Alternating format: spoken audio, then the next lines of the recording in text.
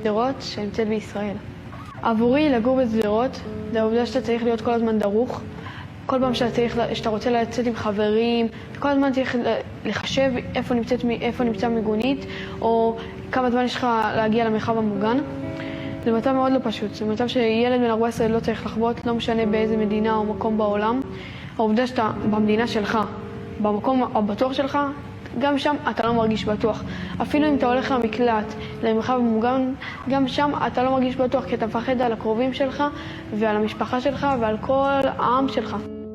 כל שריקה של קומקום או צליל או אזעקה מטלפון, מסרטון, ישר הם מבהילים אותך ישר אתה פתאום מתעורר כזה בבעלה, אתה רוצה לרוץ לממ"ד או למקלט.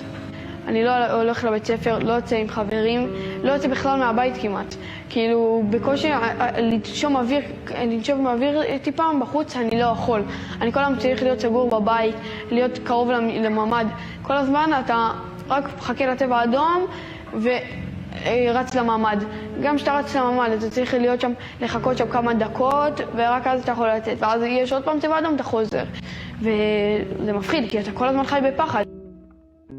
זה משהו שאף אזרח, אף בן אדם, אף ילד בן 14 בכל גיל לא צריך לחוות בשום מדינה בעולם. לאזרחים בעזה, לכל אזרח, כל אזרח בעולם, כל בן אדם אשר הוא צריך לחיות בביטחון ולא לפחד מה יקרה לו עוד 15 שניות או עוד שעה.